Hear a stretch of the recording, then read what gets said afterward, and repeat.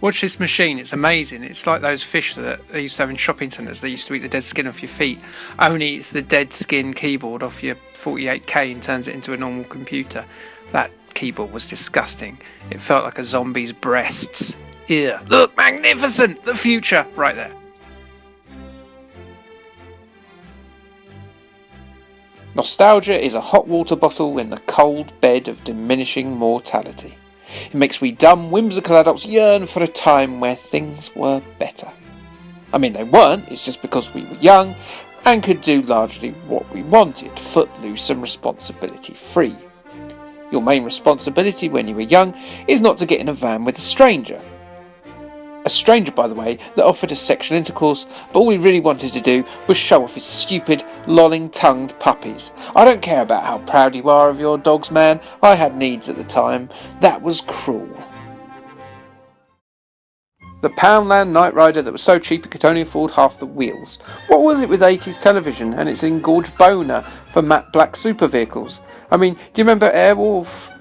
AIRWOLF? Ugh. My encounter with AIRWOLF last episode still makes my teeth itch and my rectum clench. This ended up being the death knell for this bizarre subgenre until it briefly returned in the 90s with this episode's crowbarred-in Hulk Hogan reference. Streethawk featured an ex-cop recruited by the government to undertake secret missions on his badass, gun-equipped, hyper-bastard bike that could go really quick when he pressed the turbo button. The effect obviously being achieved by them speeding the film up. The 1985 show itself was pretty short-lived, lasting just 13 episodes, though it did feature cameos from Christopher Lloyd, Bianca Jagger, and a young jobbing actor you might have heard of called George Clooney. Tangerine Dream did the theme tune, and that's about all I've got to say about Streethawk. The game itself has a bit of a story behind it. Ocean had planned to get the game out much earlier than its 1986 release, with development taking much longer than intended. No problem, except for they had informed a number of product catalogues that it was coming out, and people had ordered it. Customers were getting shirty, catalogues started putting pressure on Ocean to provide them something, and they did. It was an entirely different game to this, and was by all accounts completely and utterly awful. A rushed side-scrolling abomination done to keep the K's catalogue walls from the door that looked like a work-experienced kid had programmed it in an afternoon on BASIC, while he was being eaten alive by rats. Rats aimed at his balls. Rats made out of fire. 18 months later, and long after the TV series had bit the dust, this came out. It was a lot better. A vertically scrolling spy hunter-alike where you were tasked with avoiding the pickup trucks and VW Beetles of law-abiding citizens while machine gunning the absolute Jiminy Cricket out of these shagwits.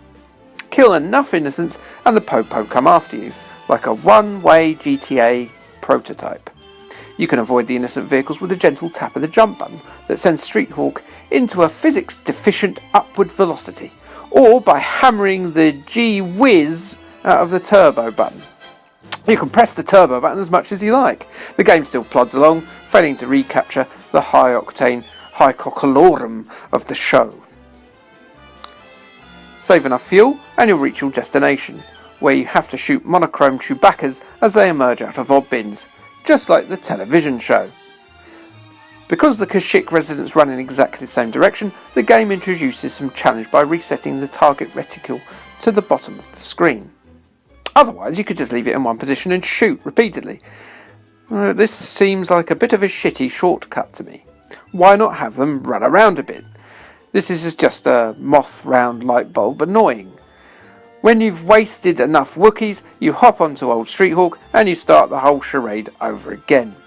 There's some variants a little bit later on, but I was a bit bored of the adventures of Jesse Mack, yes, that's the lead character's name, and his vibrating mass between his thighs, and decided to play the next game. Streethawk's second iteration was ambitious, briefly diverting, but by no means a gem.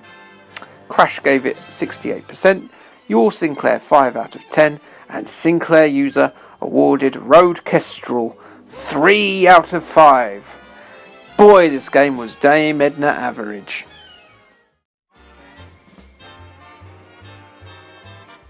Thundercats are on the move. Thundercats are loose.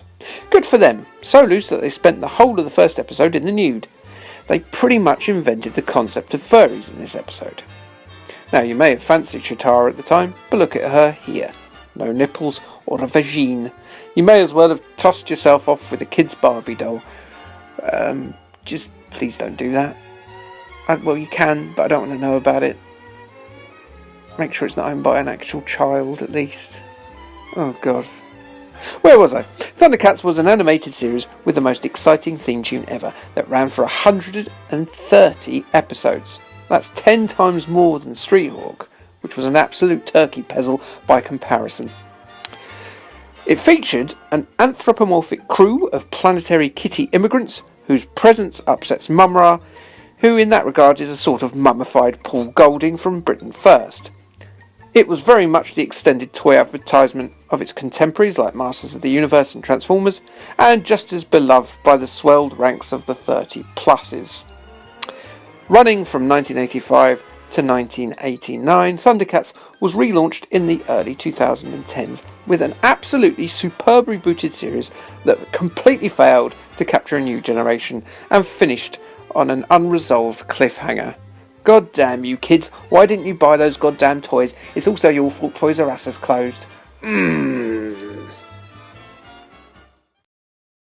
This little kiddie pleaser was released in 1987 and went by the title of Thundercats Lost Eye of Thundera. I don't blame Thundera, I'm always losing my eyes. It was actually previously developed by dev team Faster Than Light as an entirely different game called Samurai Dawn. This was because publishers Elite had got itchy feet waiting for another two dev teams to have a Thundercats game ready for the lucrative Christmas release dates. Samurai Dawn had its graphics reworked so Lion-O replaced, Dawn, I guess? And then the game was shipped for Santa's sack. The other Thundercats games, being worked on at the time, eventually did come out, but with all references to the Thundercats removed. Indeed, one of them became the home computer sequel to arcade classic Bombjack. The game is a pretty unambitious side-scroller, which sees Lion-O thrash his sword around in 14 levels of increasing monotony as you rescue the other Thundercats. There is a timer, which when expired ramps up the difficulty. Enemies come from both sides, so it's actually far easier to just book it to the end of the level without stopping slashing away with gay abandon. The graphics are fine, but signs of rushing an unfinished product are evident in abundance. There isn't even a final boss fight with Mumra, you just escape in a spaceship and then the game tells you that you're a good kitty briefly. The game received rave reviews from the games press, which is completely hyperbolic. A 9 out of 10 from your Sinclair, a 94 in Crash and a 10 in Sinclair User. I mean, it's pretty enough, but the gameplay is firmly a little version of Rastan's Saga. No way should this game have achieved the scores that it did.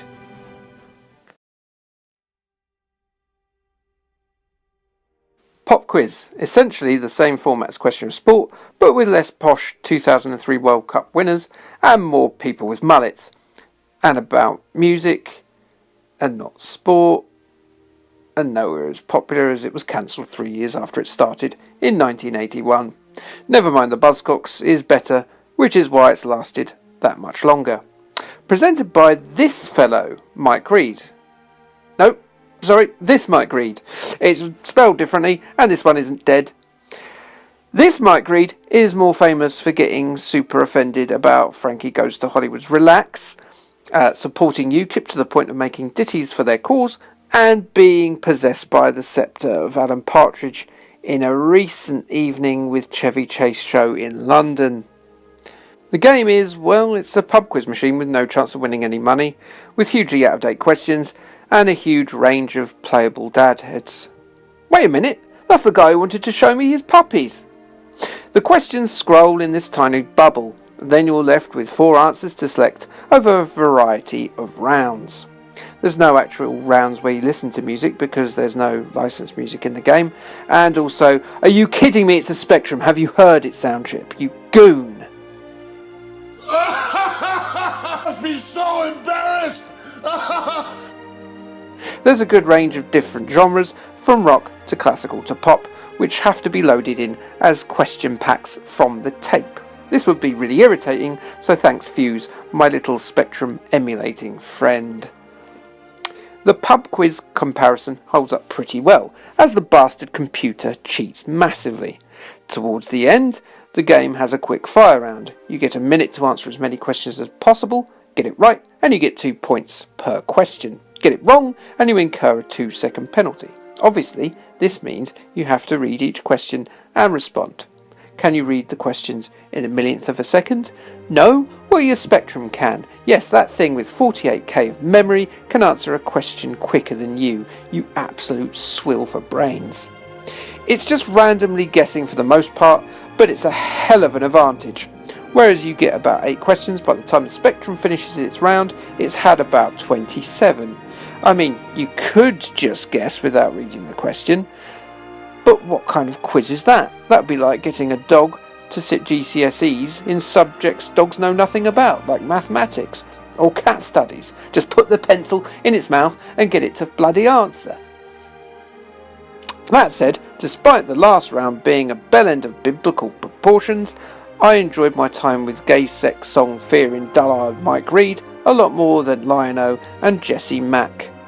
Mike Reed's pop quiz scored pretty randomly across the magazines, with 79% in Sinclair User, 65% in Crash, and a stinking, really, 45% in Your Sinclair, showing I know bugger all about good video games and should go and review antimacassars, pineapples, or fleshlights instead. So, Mike Reed's pop quiz takes the prize in a surprising result. There's no absolute pig in this clutch, but there's not anything to engorge the memory glands either. It's like you're trying to choose a favourite shade of beige chino or your favourite brand of tinned peas. Okay, thanks. Bye.